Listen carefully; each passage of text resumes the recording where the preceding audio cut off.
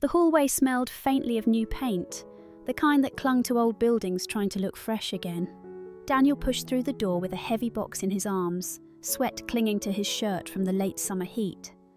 Behind him, Brooke followed with her tote bag on her shoulder, her phone already buzzing with reminders of the work week ahead. Near the front desk, a man in a faded work shirt was kneeling by a toolbox. His hair had gone silver at the edges, his back bent slightly from years of labour, but his eyes were steady and kind. This was Miguel, Daniel's father. For 1 week only, he was covering for a friend who normally worked as the building's super. The man had just come out of surgery, and Miguel had agreed to fill in until he recovered. When Daniel made a quick introduction, "Dad's helping out here for a bit," Brooke offered a polite nod, her attention already drifting back to the glowing screen in her hand. To her, he was just another maintenance man keeping the building running. She didn't see the father who had once worked 2 jobs so Daniel could graduate without debt. Miguel didn't mind being overlooked. He tightened the strap on his tool belt and watched his son carry in the boxes, pride warming his chest. Life had taught him that you learned more about people by observing quietly than by asking questions. And soon, this young woman who might one day join his family would show who she truly was, not in big moments, but in the small ones. Later that evening, Miguel stood in the lobby wiping down the railings. Brooke brushed past him on her way out, heels clicking against the tile, her phone pressed to her ear. "Good evening, miss," Miguel said with a gentle nod. She didn't answer. He didn't take it to heart, not yet. His late wife used to say, "It's the little things, Miguel. That's where you see someone's soul." And though Brooke hadn't realised it, her first little test had already come and gone. The next morning, the sound of running water echoed through the small kitchen of Unit 5B. Brooke crouched down, frowning at the slow drip under the sink. The cabinet floor was damp, a little puddle forming around a stack of grocery bags she had stored there. She sighed, pulled out her phone and texted Daniel at work. "There's a leak, can you call someone?" Half an hour later there was a knock at the door. 2 gentle taps. Brooke opened it to see Miguel standing there with his toolbox balanced in one hand. His work shirt was clean but worn at the elbows, his eyes steady as ever. "Morning, ma'am," he said softly. "I hear you've got a leak." Brooke glanced at her watch. "Yeah, if you could just be quick. I have a Zoom call in 10 minutes. She stepped aside without another word, already pulling her laptop from its bag. Miguel set his tools carefully on a folded mat so he wouldn't scratch the tile. He knelt by the sink, twisting the flashlight until it caught the small shimmer of water beneath the pipe. His movements were quiet, practiced, the kind of work that came from years of solving problems no one else wanted to deal with. From the other room, he could hear Brooke talking rapidly into her headset, the clipped tone of someone juggling too many things at once. She barely noticed him as he replaced the worn gasket, tested the connection and wiped the cabinet dry. When he finished, he left a small card on the counter with a number written neatly in pen. "Call if it drips again." Brooke ended her call just as he was packing up. "All set," he said with a polite nod. She glanced up briefly, distracted, then muttered, "Okay, thanks," before returning to her laptop. Miguel didn't expect gratitude, not really. But as he closed the door behind him, he thought of his late wife and the way she used to say, "Respect doesn't cost a thing, but it shows everything." He slipped the rag back into his pocket and moved on to the next work order, quiet as ever. What Brooke didn't know was that her small response, barely a word, barely a glance, was already the second moment Miguel had tucked away in his heart. He wasn't judging yet, he was just watching. By Thursday afternoon, the apartment shook with the steady thump of drills from the floor above. Contractors were fixing wiring that couldn't wait any longer. Brooke sat at her desk by the window, earbuds in, her jaw tightening with every strike of a hammer. After one more loud crash, she snapped her laptop shut. Without calling the office, she pulled out her phone and opened the building's portal. Her fingers moved quickly, frustration spilling into words. The super reeked of bleach, showed up without notice, and wasted my time with a simple leak. 1 star. She hit submit, tossed the phone onto the couch and muttered, "Finally." For her, it was nothing more than a release of stress, a way to shake off her irritation before heading into another meeting. She didn't think about it again. Down in the basement, Miguel sat on an overturned bucket, unwrapping the sandwich he'd packed that morning. His phone buzzed with a message from the property manager, 1-star review. A few sentences, sharp and careless, but enough to matter. Moments later, the call came. "Miguel, I'm sorry, man. Corporate doesn't like seeing this stuff. We've got to cut your overtime this weekend." Miguel's chest tightened. Overtime meant more than a few extra dollars. It had always been how he covered what Daniel needed. Textbooks, groceries, shoes that fit. Even now, though Daniel was grown, Miguel kept saving, because that was who he was. A father who gave more than he had to give. He hung up quietly, staring at the sandwich in his hands. The bread felt dry in his mouth, the taste gone. For a long moment, he simply sat there, the hum of the basement pipes filling the silence. Then he folded the wrapper neatly, slipped it into the trash, and stood. Work still waited. A lock that jammed on the second floor, a bulb flickering in the stairwell, a tenant who needed a faucet tightened. Miguel picked up his toolbox and walked on, shoulders steady but heavy.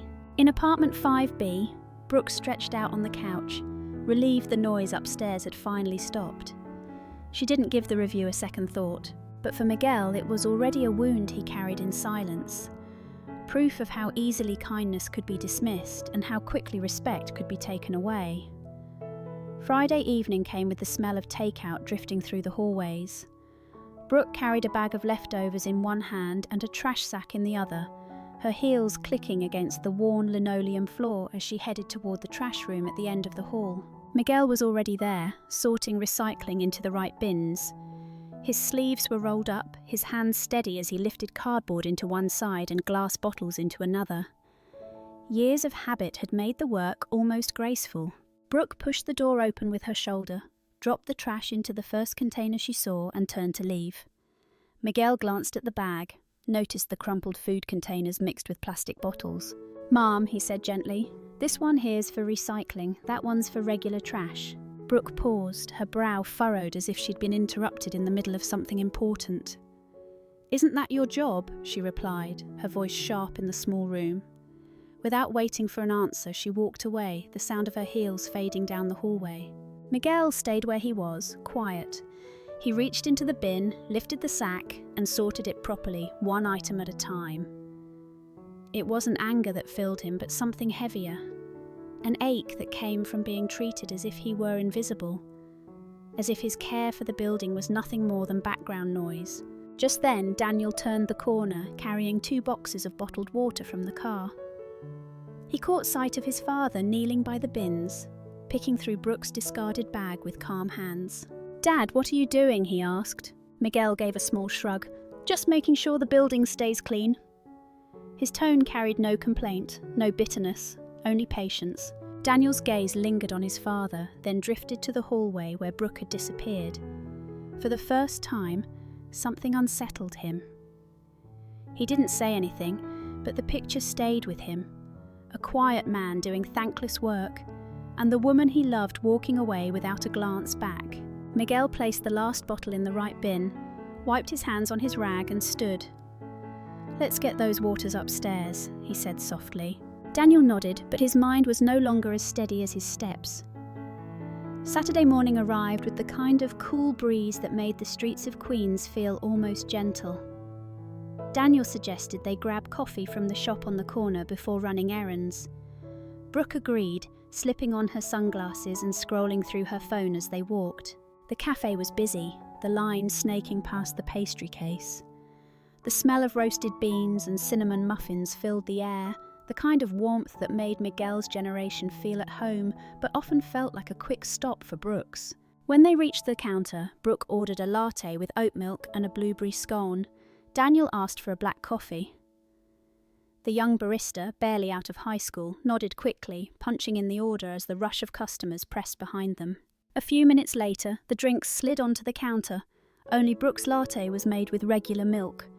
She took one sip, froze, and marched back toward the counter. "Excuse me," she said, her voice sharp. "This isn't oat milk. Do you people even listen?" The barista's face flushed red as she stammered an apology, grabbing the cup to remake it. Behind them, a man in line sighed, shifting his weight impatiently. Brooke crossed her arms, tapping her finger against the counter, her tone louder now. "I don't have time for this. It's not that hard." Daniel placed a gentle hand on her arm. "Babe, it's fine. Mistakes happen." She pulled away slightly, whispering through clenched teeth. "If people can't get a simple order right, how are they supposed to handle anything bigger?" The barista returned with the corrected drink, eyes downcast. Brooke snatched it without a thank you, turning back toward the door. Daniel lingered for a second. He slipped a few extra bills into the tip jar, offering the barista an apologetic smile. "Thanks," he said quietly. Outside, Brooke sipped her latte and sighed in satisfaction. "Finally, now we can get on with the day." Daniel walked beside her, silent. His thoughts were a storm he didn't know how to name. He wanted to believe it was just stress, just a bad morning. But the image of his father patiently sorting trash replayed in his mind, now joined by the sight of a nervous teenager being scolded for a simple mistake. He couldn't shake the question rising in his chest. What kind of kindness would last in a marriage if it couldn't show up in the small, ordinary places?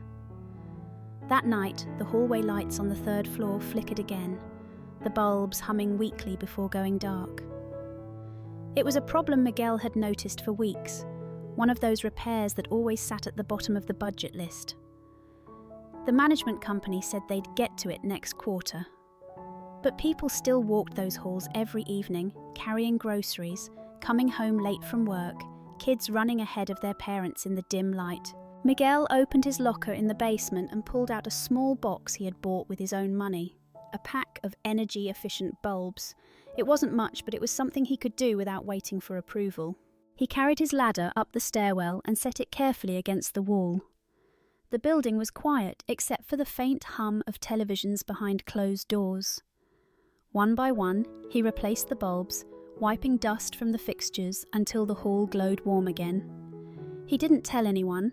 No one would ask who had spent the money. As he tightened the last bulb, footsteps echoed behind him. Mrs. Jacobs from 3C shuffled down the hall with her grocery cart. She looked up at the lights and smiled, her tired face softening. "Thank you, Miguel," she said simply. He nodded. "You're welcome, ma'am. Be safe getting home." When she passed, he folded the ladder and carried it back downstairs. On the workbench sat his half-finished dinner, a small plate of rice and beans gone cold. He ate a few bites standing up, his mind drifting back to years when overtime meant the difference between Daniel's textbooks being bought or not. Losing that shift still weighed heavy, but it didn't change who he was. Later, as he walked past Unit 5B, he noticed a faint trail of takeout containers left outside the door. The bag was half open, bits of sauce leaking onto the floor. Miguel bent down, tied it tight, and carried it toward the trash room without a word.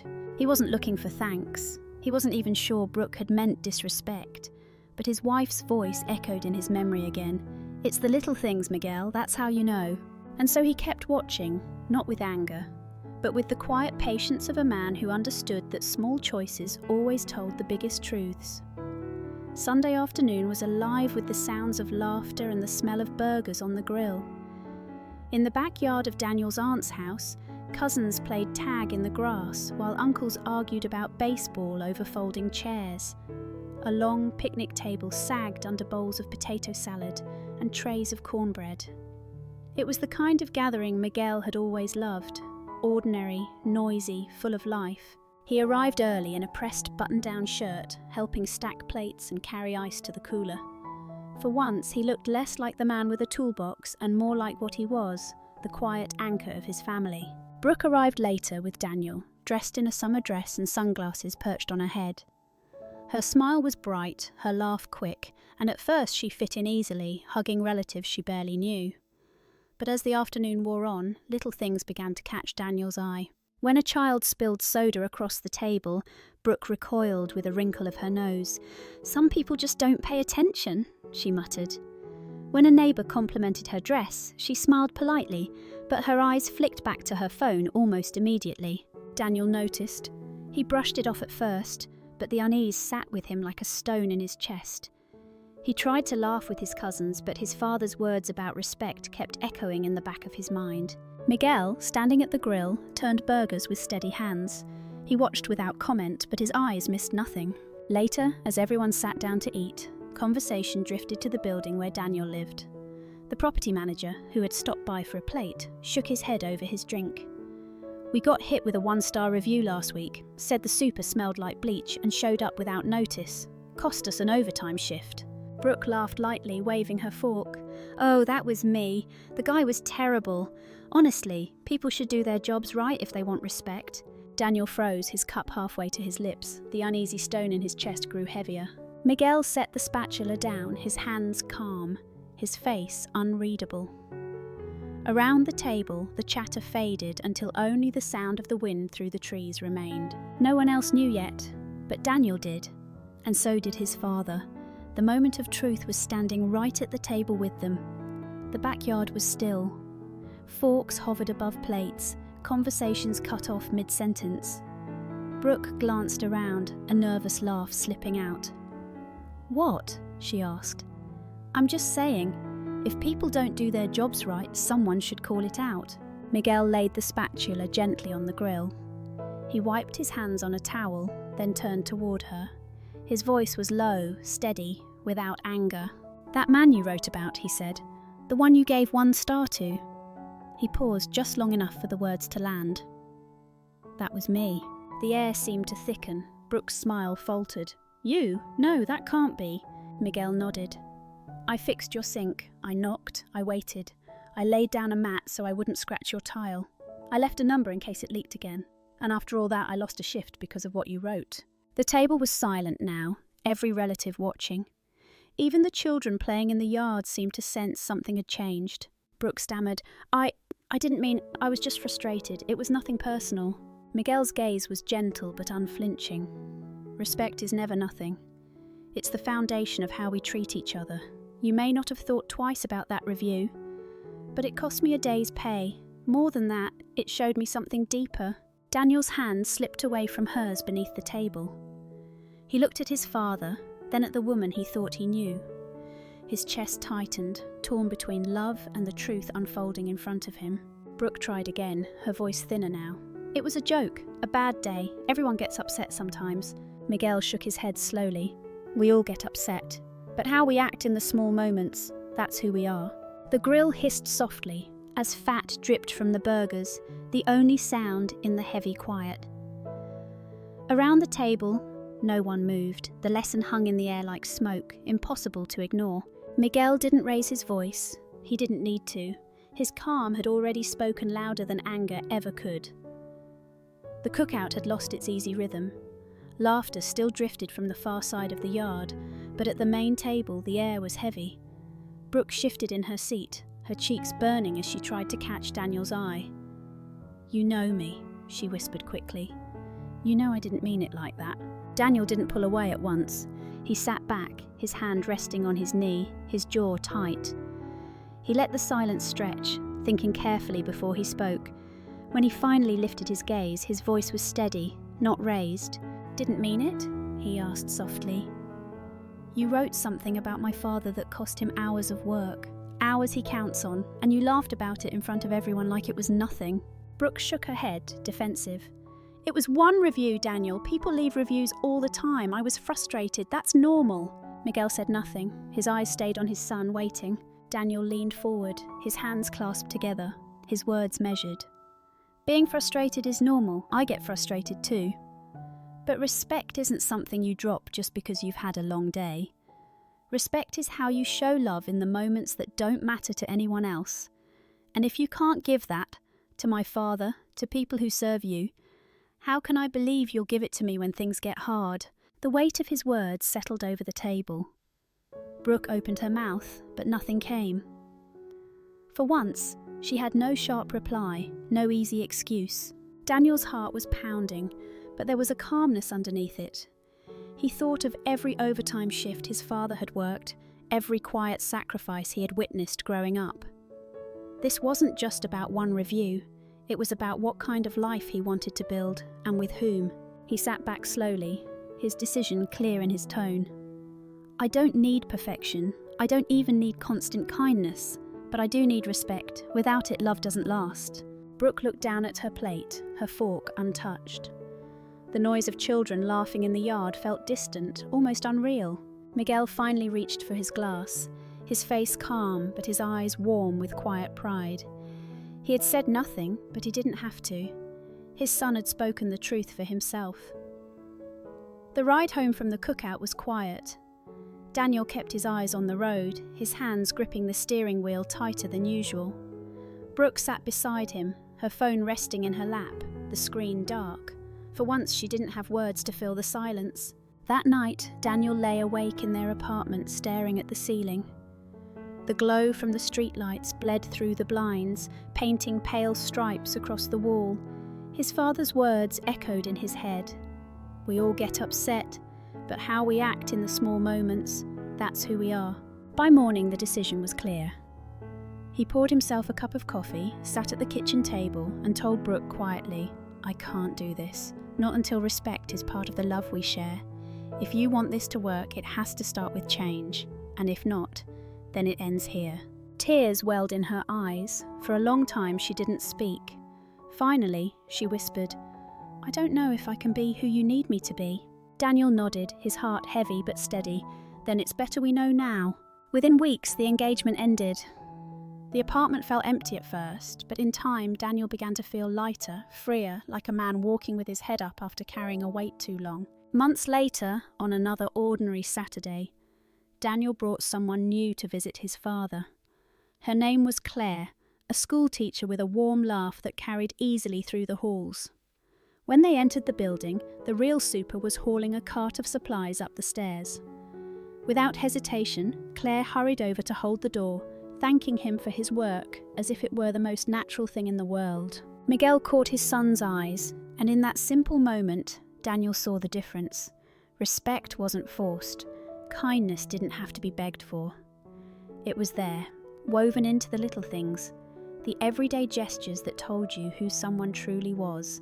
That evening, the three of them sat in Miguel's small kitchen, sharing a pot of beans and rice. The laughter came easily, unguarded, the way it hadn't in months. Miguel leaned back in his chair, listening to the sound of his son's voice mixing with Claire's. For the first time in a long time, the heaviness in his chest lifted. He didn't need riches or recognition to feel rich in that moment, because in the end, it had never been about reviews or lost shifts. It had been about a truth as old as love itself. That respect is not extra, not optional. It is the very ground on which a future is built. Lesson: true love cannot stand without respect. It's the small, everyday choices, the way we speak to a worker, thank a stranger, or treat someone who can give us nothing, that reveal who we really are. Respect isn't extra, it is the foundation of every lasting relationship. Thank you for staying with me until the very end of this story.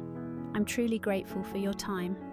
If the message touched your heart, please give this video a like and subscribe to the channel to hear more. I'll see you again soon right here on Rain Inside.